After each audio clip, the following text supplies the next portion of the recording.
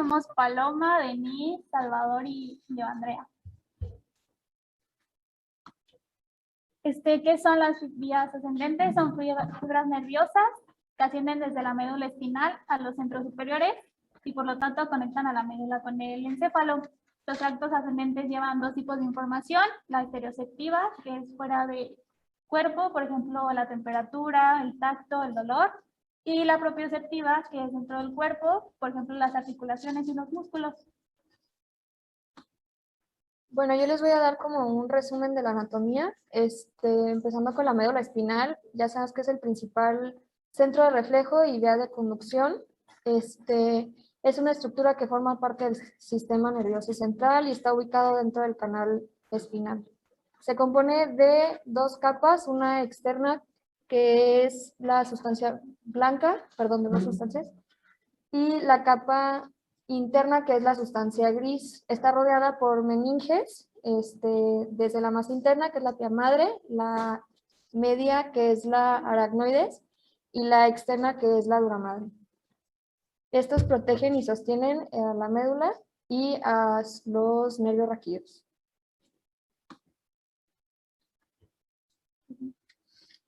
Bueno, la sustancia gris, como se muestra en la imagen, es la que está en el centro, que tiene forma de mariposa o de H, como algunos la conocen.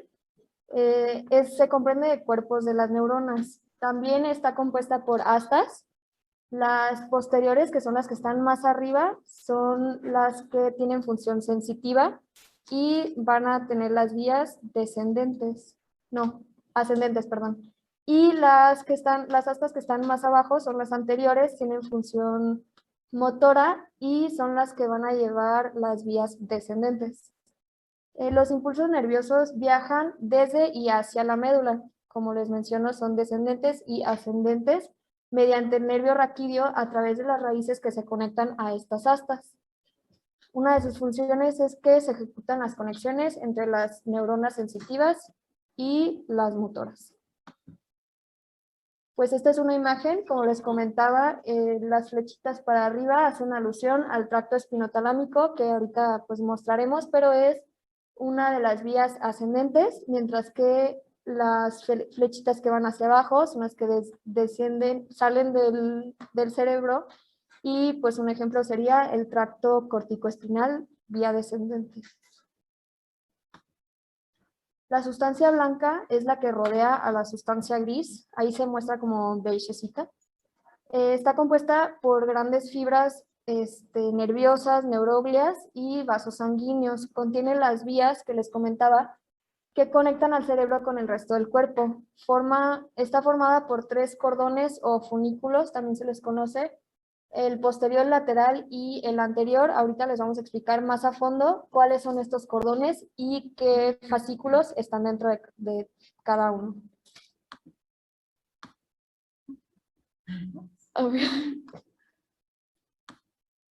No es que cambiaron de pestaña, ¿Por qué no se te cuenta?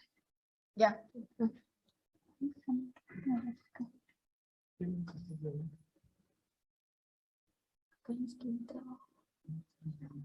Ya está. Ahí. Ya está con la sustancia blanca, ¿no? Sí. Esta es una imagen más a fondo donde les muestro el cordón posterior, los surcos que lo componen, a la sustancia blanca, como la comisura blanca, el cordón anterior, el cordón lateral, y algunas estructuras de la sustancia gris.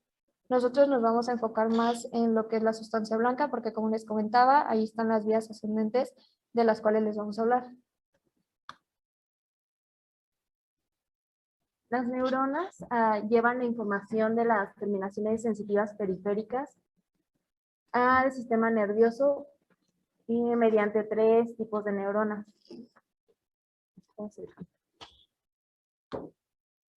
Bueno, la primera neurona se origina en el ganglio de la raíz posterior del nervio espinal y después esta asciende para juntarse con la segunda neurona.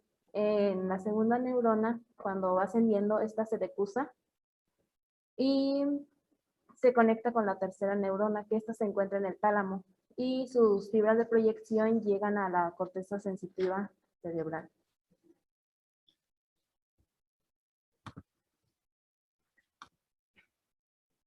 El cordón posterior. Este se encuentra entre el surco mediano dorsal y el surco dorsolateral.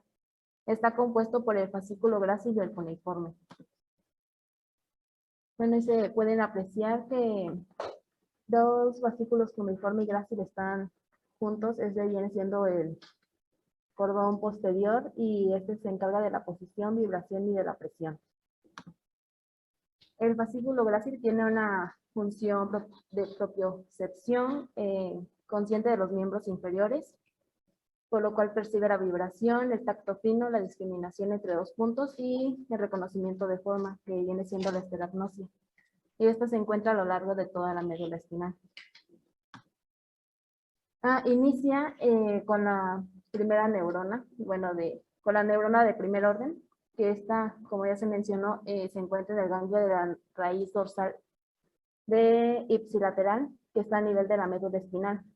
Después de esta asciende hasta llegar a la segunda, la neurona de segundo orden, que esta se encuentra en el núcleo grácil ipsilateral en la porción inferior de la médula oblongada. Después, al subir por la médula oblongada, se juntan los taxones del núcleo cuneiforme y los del grácil, y forman las fibras arcuatas internas, y estas forman el lemnisco medial.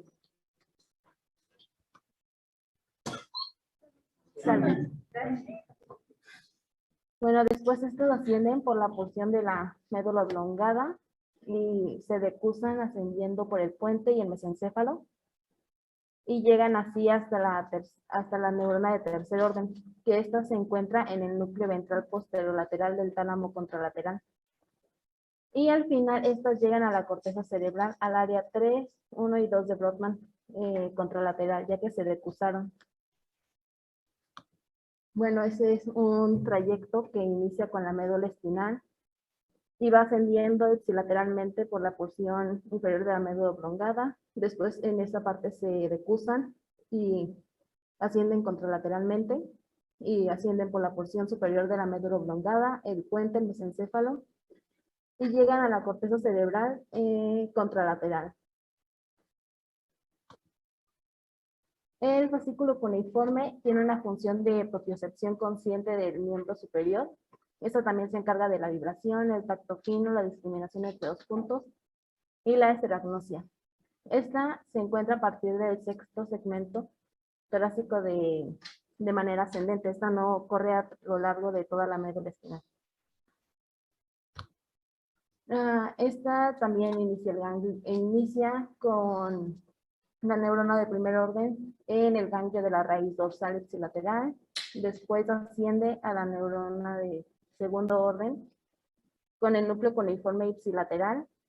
Y aquí a nivel de la médula oblongada es cuando se junta con el nervio grácil y forman las fibras arcuatas, y estas pues se decusan y corren contralateralmente, formando el menisco medial, pero es espinal.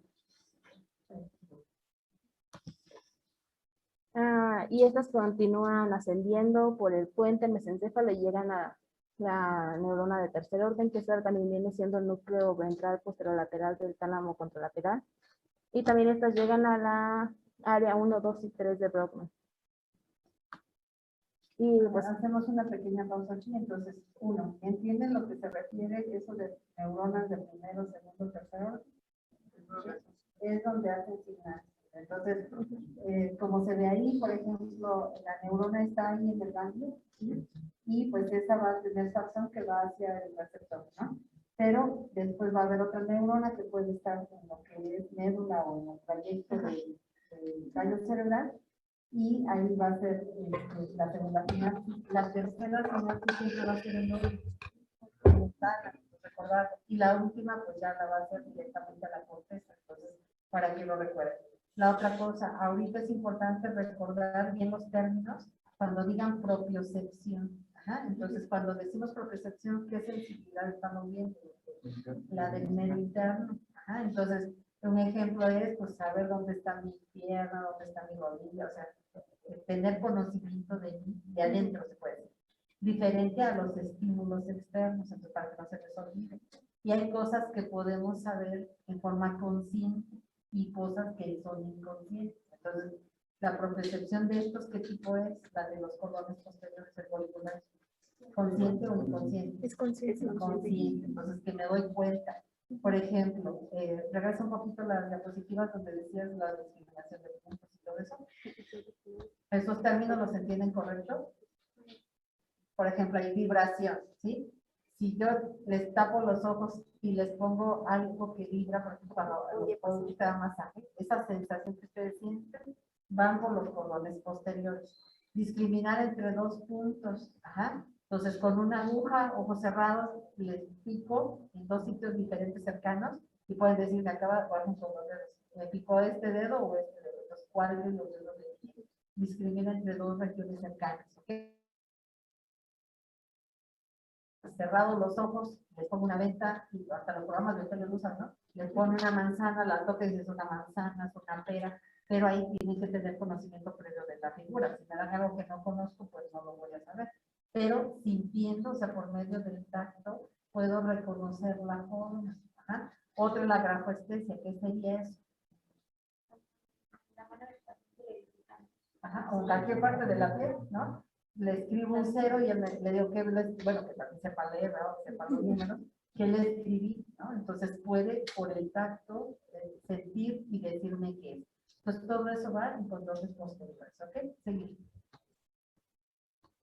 Bueno, y esa es una imagen del trayecto que pues inicia en la médula espinal con la neurona de primer orden, después esta asciende para llegar a la neurona de segundo orden que se encuentra en la porción inferior de la médula oblongada, que cuando va subiendo, va ascendiendo, esta se decusa y sube contralateralmente y llega hasta la corteza cerebral a la región 1, 2 y 3 de Brodmann.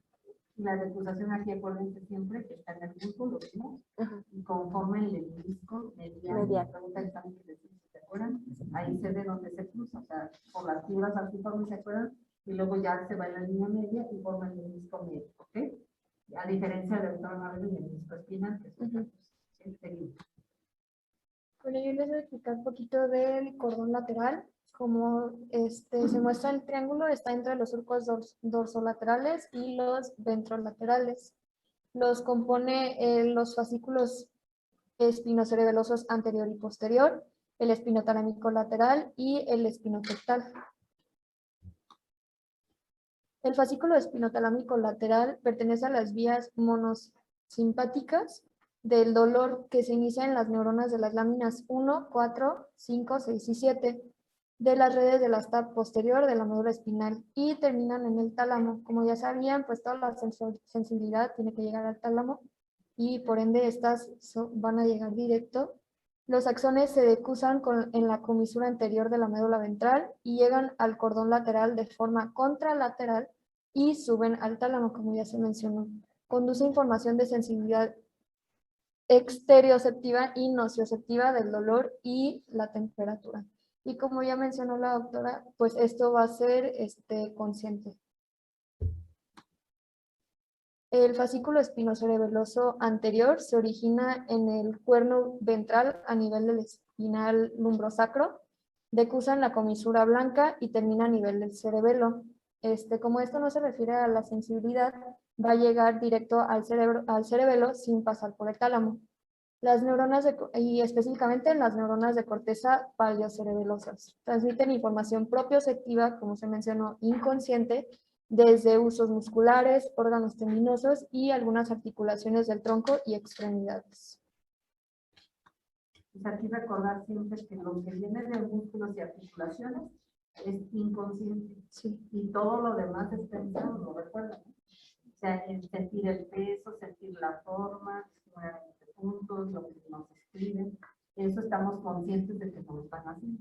Lo demás, la información ahorita no, yo les dije que te está diciendo tu rodilla, pues no lo van, ¿ok? Entonces, así lo pueden pensar. También algo que se me pasó a mencionar, hay apuntes o temas en los que no se refieren a vías o fascículos como tal espinocerebelosos, sino que más bien se consideran vías consciente 1, 2 y 3 y las inconscientes. Esta sería una de las inconscientes y el espinotalámico, las que mencionó mi compañera, serían conscientes 1, la espinotalámico y 2, la grácil y la cuneiforme. Bueno, ahora el tracto espinocerebeloso posterior, igual su neurona de primer orden son los axones desde el ganglio de la raíz posterior que entran en el cuerno posterior. Aquí hace sinapsis con las neuronas de segundo orden, tengo junto es el núcleo dorsal, la columna de Clark. Después estas entran dorsolateral en el cordón lateral, después descienden a la médula oblongada, se une junto con el pedúnculo cerebeloso inferior y termina en la corteza del cerebelo. Esto es utilizado, la información de este tracto es utilizado por el cerebelo en la coordinación de los movimientos de los miembros y el mantenimiento de la postura. El tracto espinotectal y los axones del ganglio de la raíz posterior igual se juntan en una sustancia gris, hacen sinapsis con las neuronas del segundo orden desconocidas, pasan por el plano medio, descienden como el tracto espinotectal en el cordón dorsolateral, pasan por la médula oblongada y el puente y hacen sinapsis con las neuronas en el conículo superior del mesencéfalo. Esta información aferente para reflejos espinovisuales y provoca movimientos de los ojos y la corteza hacia la fuente de la estimulación.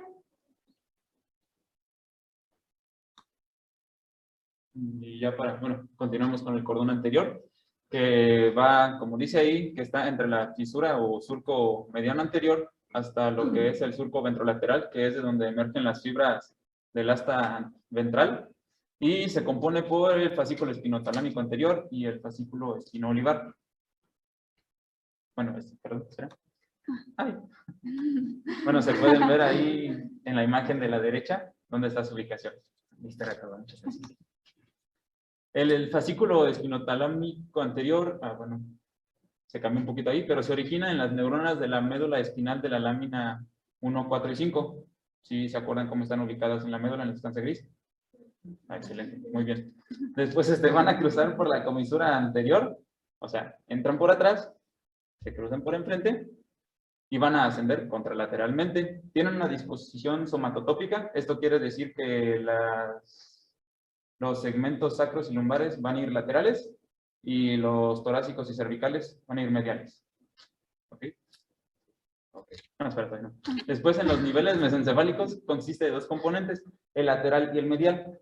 El lateral se va a dirigir a lo que es el tálamo, al núcleo ventral posterolateral para sensibilidad. Y el medial se dirige... El medial se dirige hacia los núcleos intralaminares del tálamo. Va a transmitir impulsos relacionados con el tacto ligero. Esto es si en piel blanquiña, bueno, sin pelitos, sin vellos, les pasas una pluma o un pedazo de algodón. Es ese tipo de sensibilidad. Su lesión no produce un trastorno leve.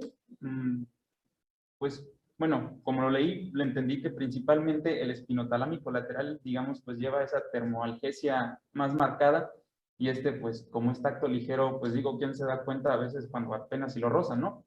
Entonces, digamos que es un poco complicado de percibirse. Sí, sí. Debería haber una imagen, pero bueno. El fascículo espinoolivar es un componente del circuito espinocerebeloso, es una vía que asciende, llega a los núcleos olivares y después manda otras fibras a lo que es el cerebelo.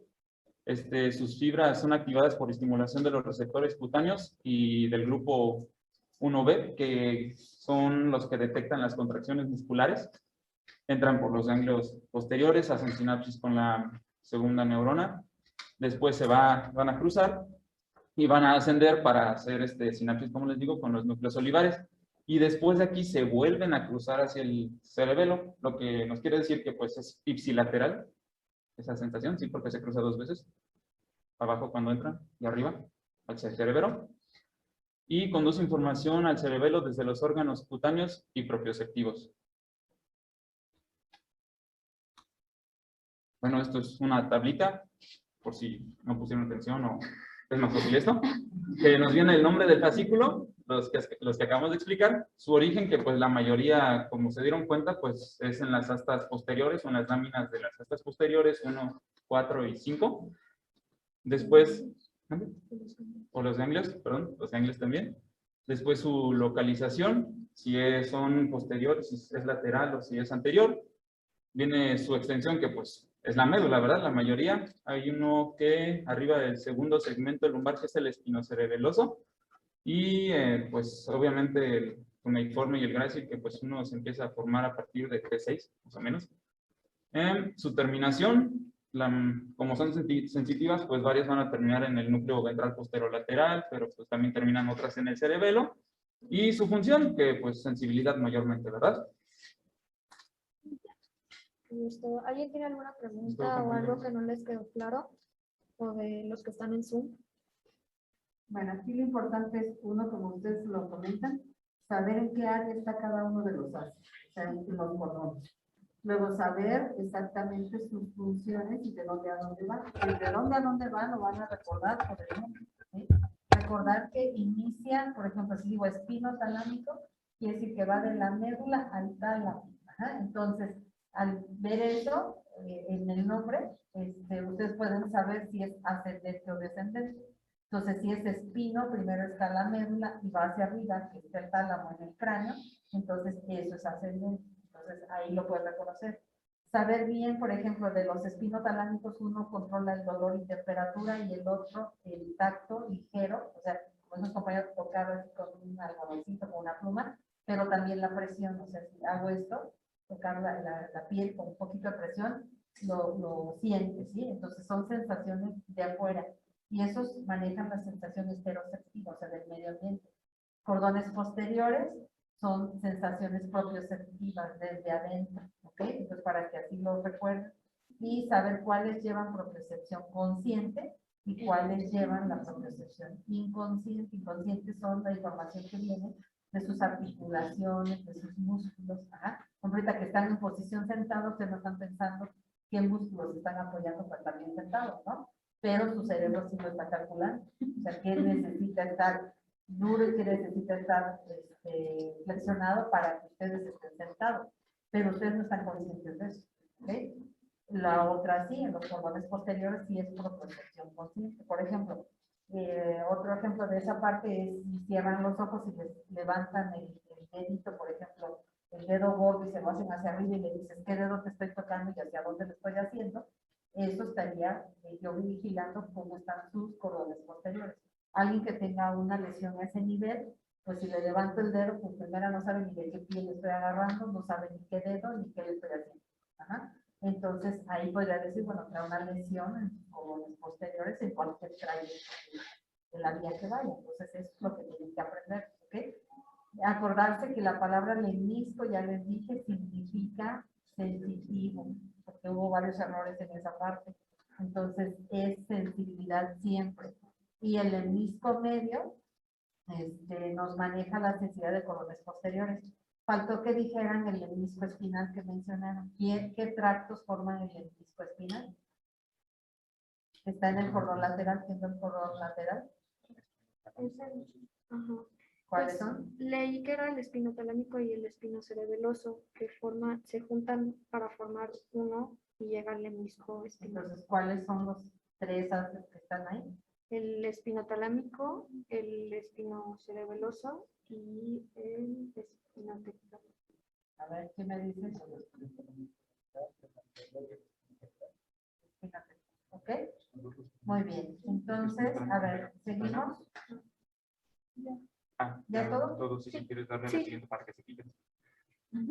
Bueno, pues bueno, gracias por el esfuerzo y sobre todo a Santiago, ya se fue Santiago. Soy Santiago para usted, sí. Bueno, es que en la mañana pensé que era Santiago, pero no. Porque bueno, una compañera tuvo una dificultad y pues él salió al quite, ¿no? Y eso pues eso es bueno, ¿no? Apoyarse. Siempre las cosas se logran trabajando en equipo, no estamos solitarios, ¿ok? Ah, también nos faltó el tracto del Isauer. ¿Alguien me puede decir de qué se trata eso? ¿A quién pertenece?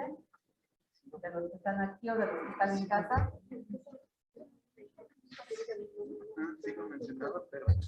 ¿Alguien sabe? Bueno, pues de hecho estamos, pero ¿a qué se refiere el tracto posterolateral del hexágono? Ustedes mencionaron que entraban las fibras, ¿no? Y luego, ¿qué pasa?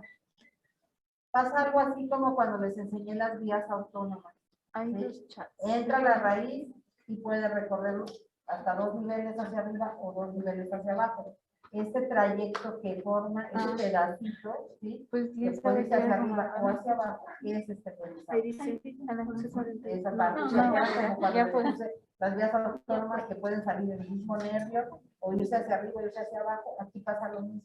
En el pedacito, en la parte de la médula, donde ascienden o descienden, ¿sí? Ese trayectito que hace, eso se le llama la parte posterior. ¿Sí? Entonces, continuamos. Porque ya nos queda media hora para el otro grupo. Sí estaba ahí, bueno, es que una imagen de eso de tracto del hexágono. Sí está entre la espina dorsal y la sustancia blanca, ¿no? Creo que En sí. la parte, o sea, se refiere Posterior, sí, por se donde enseña aquí entran. una foto. Ahí, Luego lo vamos a ver nuevamente. Ya no lo puedo conectar allá. Sí, está en esta parte. Entonces, este trayectito se refiere a donde entra. No sé si alcanzan a ver porque está en amarillo. ¿Sí? Esta zona, ¿sí? Entonces, se refiere a que entra la raíz y puede irse hacia arriba o hacia abajo hasta 2 segmentos. Y entonces, si lo cortáramos, veríamos ese pedacito de trayecto. Entonces, por eso se llama póstero, porque está atrás, lateral y es deslizado. ¿Ok? De todas maneras, les voy ya fui más o menos viendo los puntitos que vamos a ver, pero quiero terminar la clase y luego ya nada más estoy. Ok, vamos con las vías descendentes. Hola, buen día.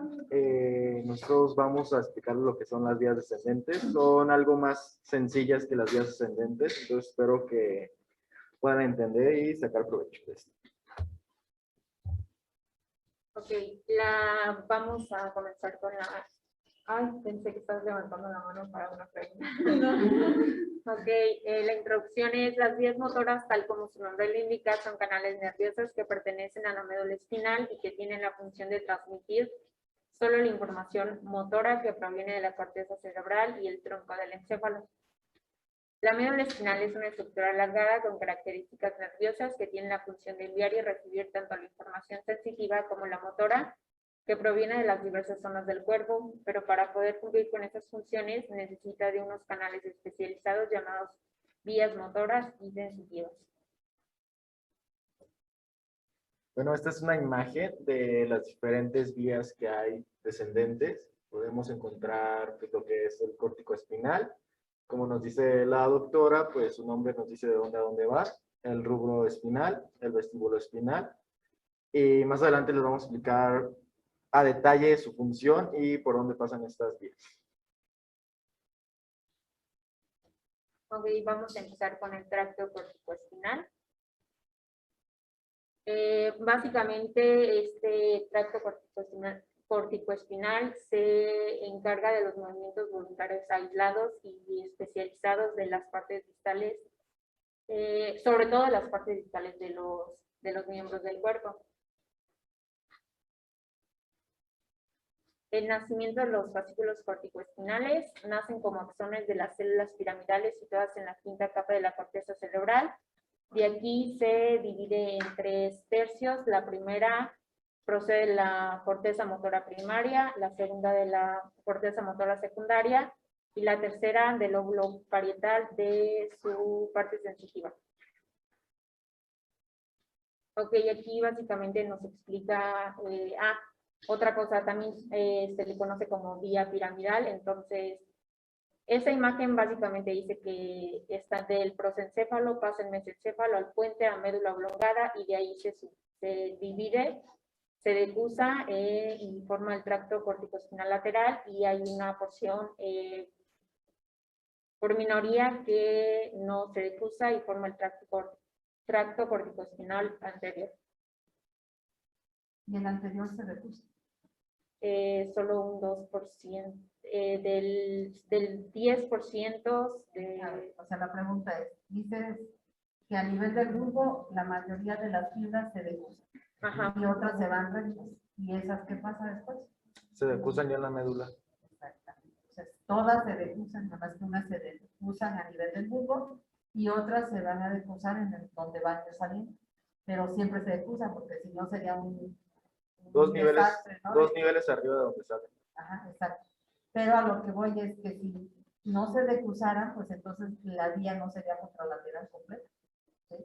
Entonces, para que sea contralateral, hay parte que se decusa ahí y otra parte se va a decusar con la médula. ¿Ok? Vamos a ver su convergencia. Las fibras descendentes convergen en la corona radiada, después pasan a través del brazo posterior de la cápsula interna. Estas fibras más próximas van a la rodilla, van destinadas a las porciones cervicales del cuerpo, y hay otras fibras situadas más posteriores, y estas están situadas a las extremidades inferiores. El fascículo continúa después a través de los 3 quintos centrales de la base del pedúnculo mesencefálico. La medial se va a dedicar a las porciones cervicales y la lateral a la pierna.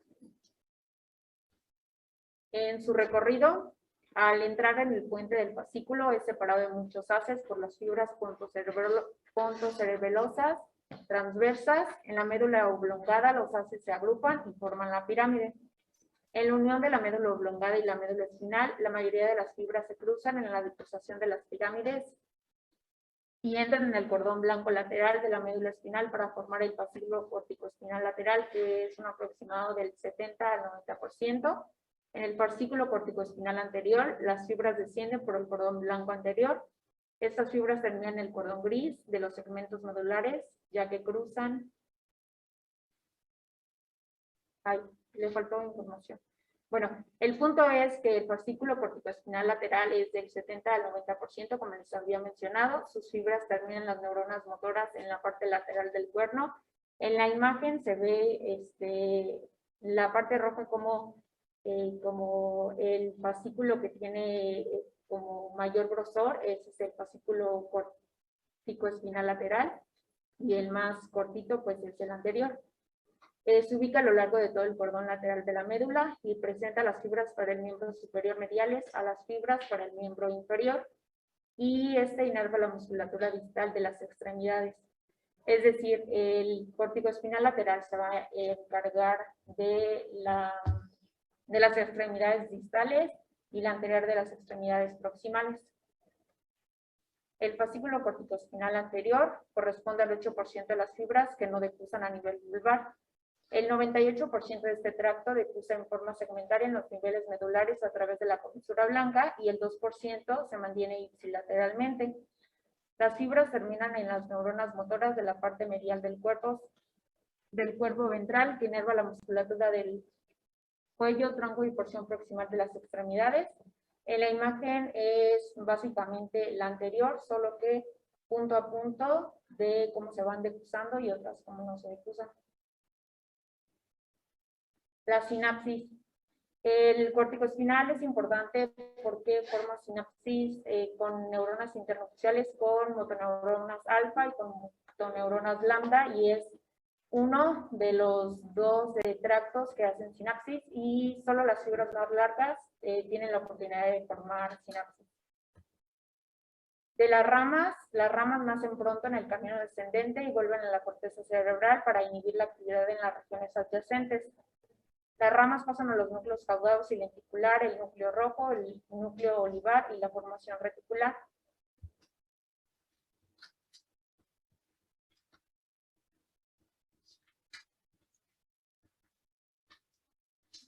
Yo les voy a hablar de los tractos reticuloespinales. Estos tractos de lo que se encargan básicamente es de cambiar la actividad de las motoneuronas, que son alfa y gamma.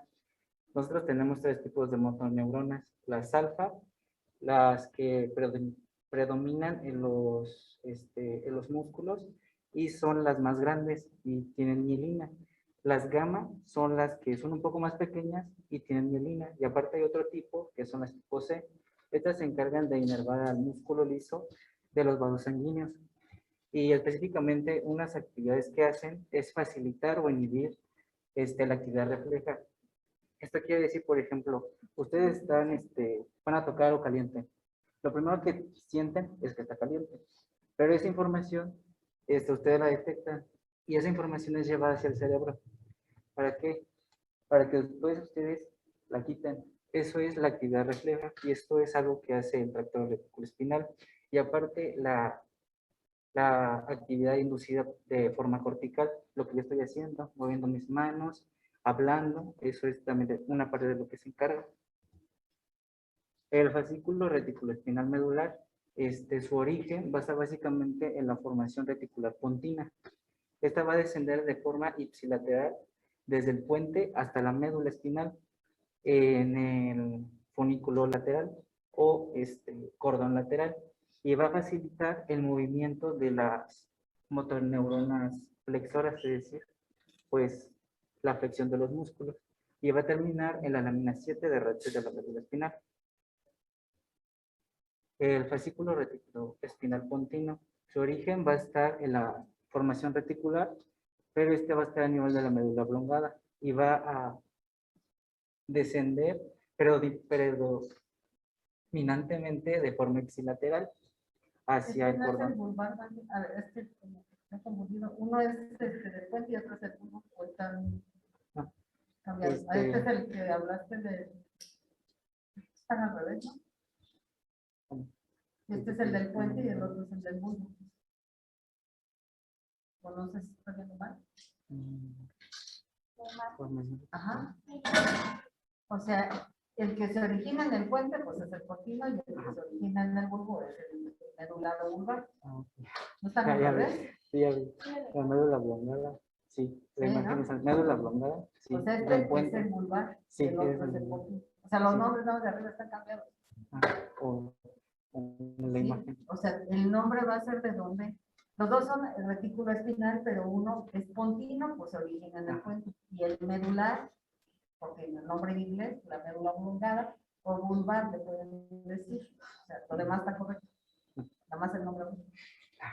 ¿Sí?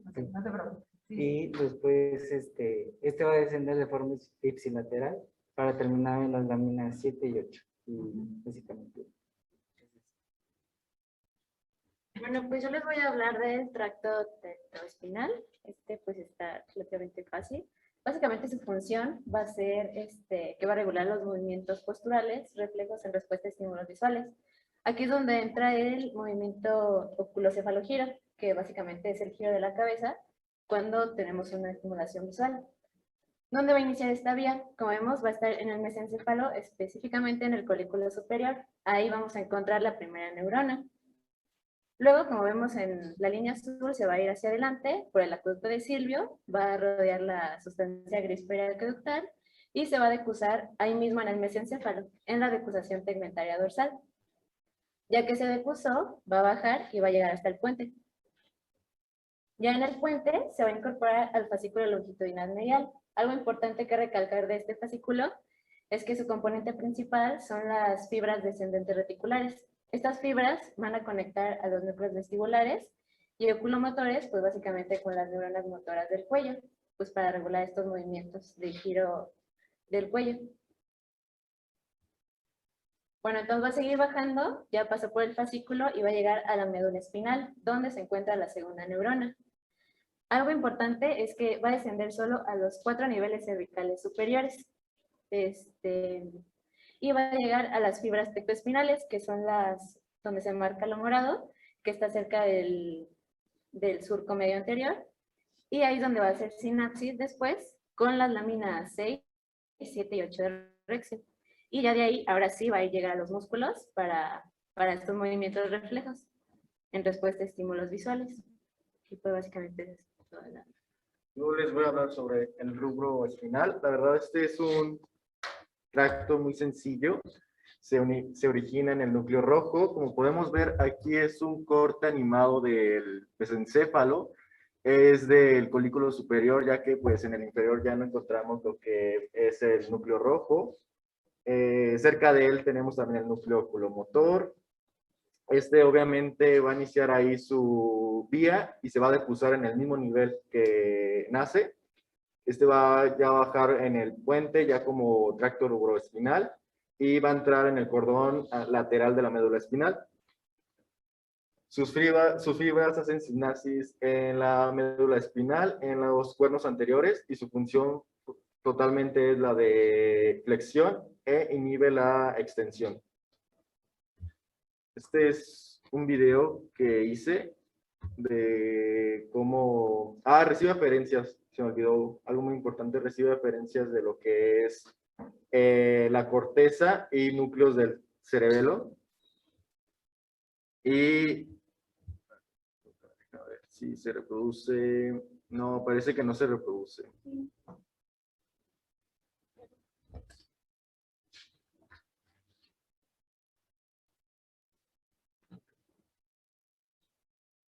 ¿No se gustas ahí por fuera?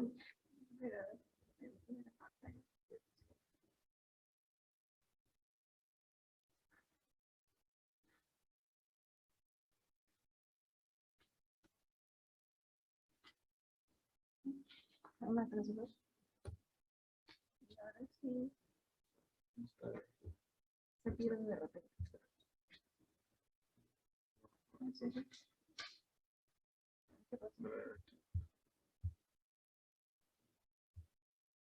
No, no lo produce. No, no lo produce. Pero bueno, pues... Después. Después. Después se los mando.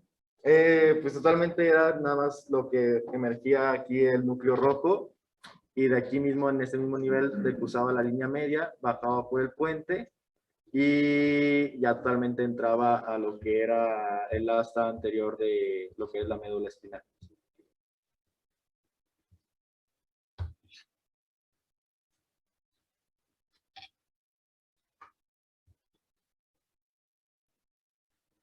Bueno, los siguientes son los vestíbulos espinales. El recto vestibuloespinal lateral va a tener un origen desde el núcleo vestibular lateral, va a descender por el tallo cerebral, va a pasar por la médula oblongada, hasta llegar a la médula espinal y terminar en las láminas 7 y 8 de Redset.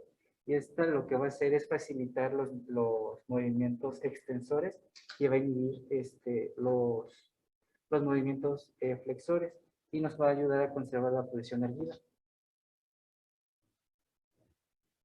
Y el vestíbulo espinal medial, va a tener origen en el núcleo vestibular medial y va a enviar fibras de forma tanto ipsilateral como contralateralmente para llegar a la médula espinal hacia el cordón anterior y terminar en las láminas 7 y 8, la cual va a facilitar los movimientos flexores y los movimientos de la cabeza. Luego sigue el tracto olivoespinal. Este también es muy pequeño. Básicamente su función va a ser la inhibición de los movimientos extensores.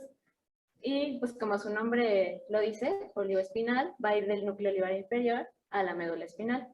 ¿Dónde está el núcleo olivar inferior? En el bulbo raquídeo. Ahí es donde se va a encontrar la primera neurona.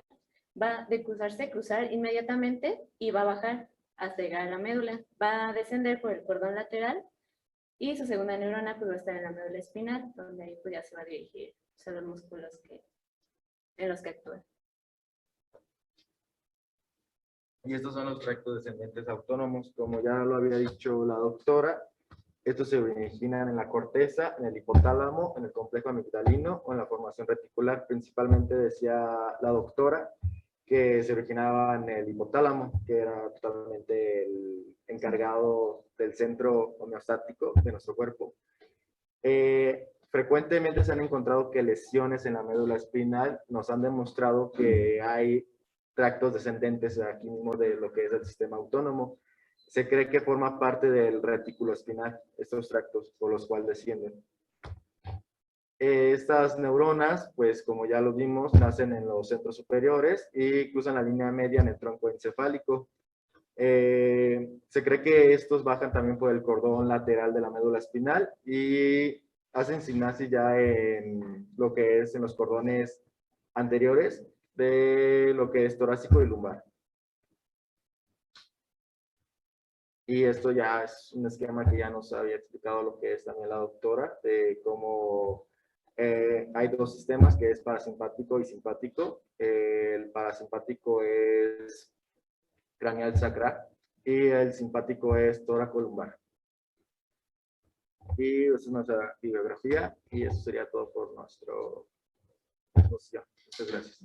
Ahí con este último, perdón, de las vías autónomas, ¿se acuerdan qué síndrome se puede dar si hay una lesión precisamente a nivel de la medula espinal? De la parte autónoma. Ajá. Simpático. ¿Cuál?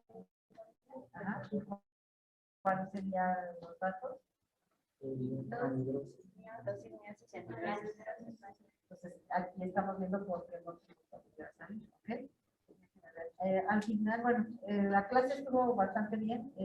Recomendaciones. Uno, hay que leer el tema, tener un poquito de conocimiento. Yo sé que cuando damos pláticas, pues hay cosas que se nos olvidan. Es preferible cuando nosotros somos los expositores que no todo lo tengamos que leer.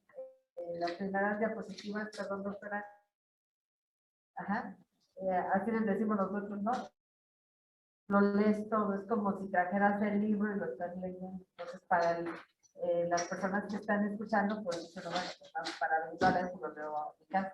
Pues hay que tratar de comprender, porque es difícil la anatomía. Entonces, ¿qué tenemos que hacer? Para que no se note cuando estamos en público, pues podemos ponernos, apoyarnos de dibujos, ¿no? Entonces, lo que vas leyendo lo vas representando y pones una palabra que te recuerde qué es lo que quieres decir, para que no se note que lo estás leyendo todo, ¿sí? Entonces, esa parte es un consejo que se les da, ¿no? Entonces, y cuando algo se nos olvida, pues no ponernos nerviosos, es tranquilizarnos y tratar de recordar y si no decir, bueno, quería decirles algo en un momento más adelante. Entonces, para que no se noten esos cambios. Sus diapositivas bastante bien hechas, mejoraron de como las que me había mandado, sus exposiciones bien, el manejo en el público bastante bien. Nada más, el único es eso, no lean tanto, o sea, pongan lo más importante y siempre, como dicen, es mejor un dibujo, un video, algo que como dicen, una imagen dice más que 1000 palabras, ¿no? Entonces, aquí es conveniente irlo llevando por partes, ¿no? Por ejemplo, el esquema, si viene así para que lo pueda ir relacionando por dónde pasa. Entonces, en vez de contarlo todo, mejor irlo poniendo como fotos donde lo van diciendo, pero bastante bien. Y cuidar siempre, pues, digo, a todos nos pasa, a mí también ya me equivoco las palabras, entonces hay que cuidar, uno, con la ortografía, que diga lo que realmente nosotros queremos, porque lo están viendo todos, y segundo, pues ver que realmente corresponde. A veces como copiamos y pegamos, metemos así que la pata, ¿no? Ponemos lo mismo y está hablando de otra cosa. Entonces hay que fijarnos en esas partes, pero el esfuerzo que hicieron todos los grupos me pareció muy bien, y entonces los felicito por esa parte. Si hay alguna duda, esto realmente no es tanto que me lo expongan, a esto sí hay que leer, ¿no? En el libro y ver los dibujos. Si hay dudas específicas, por favor me lo hacen saber. Si es necesario que demos un apoyo, pues lo volvemos a ver, pero realmente esto lo tienen que ver. Para el examen, ¿qué cosas son importantes? Saber de dónde a dónde van los tractos, cuáles son sus funciones principalmente. Hay un cuadrito como el que presentaron, sí, por primer lugar, que presenta un cuadro, y esos son básicos para poder decir, bueno, porque lo que nosotros les preguntamos es, ¿qué tracto transmite tal cosa? ¿No? Y de dónde a dónde va, o qué función tiene, casi siempre es lo que preguntamos. Entonces, las funciones se las tienen que saber exactas, y donde hay muchos errores es en el tipo de propiocepción. Entonces, ¿qué manejo? Entender primero qué sensibilidad manda o qué función motora hace, ¿sí? Entonces, y relacionar, ya les he dicho, por ejemplo, dices, movimientos de la cabeza ante un estímulo auditivo, ¿con qué tiene que estar relacionado? O ante un estímulo visual. Ahorita están hablando, pero si alguien me pone una luz aquí, voy a voltear. O si hay un relámpago, yo oprimo la luz, pues voy a voltear hacia el área, porque es parte de nuestro sistema de protección. Si está pasando, a alguien se le cae algo, pues volteamos a ver si está viendo qué le pasó. O si hay una luz o algo algún estímulo visual importante, pues voy a voltear hacia el área que está, porque me estoy protegiendo de algo. Entonces, eso, por ejemplo, es lo que te comentaba. Pues hay que poner los ejemplos para que así los puedan entender. ¿Sí? ¿Alguna duda de esto? Porque creo que tengo otra clase. No sé si va a venir el profesor o... Sí. ¿Sí? ¿Alguna duda? de los temas que vimos, estuvo medio cargado, gracias por aguantar el maratón, pero pues más vale ahorita para que vayan avanzando. De las guías, por favor, este es el grupo, ¿verdad? Que falta que me presenten de los temas. La mitad de Por favor, para que ya me los empiecen a mandar y poderlo ir viendo, porque lo hago en mis tiempos libres, para que si hay correcciones, pues lo tienen antes de que ¿sí? Entonces traten ya de irlos mandando, que yo les puse que una semana antes, pero ya vi que necesito más tiempo, porque hay que leer bastante. Y si lo leo, entonces no crean que nada más lo copian y lo pegan y no me doy cuenta, ¿eh? Entonces, por favor, lo hacen bien, ¿sí? Y empiezan a estudiar ya para el otro examen, ¿ok? Bueno, ¿alguna duda de los que están en casa? ¿Y nos oyen? ¿Ya se durmieron? No, doctora, ninguna duda. Bueno, Gracias. nos quedan dos temas pendientes, a ver si los juntamos, que es ataques isquémicos y el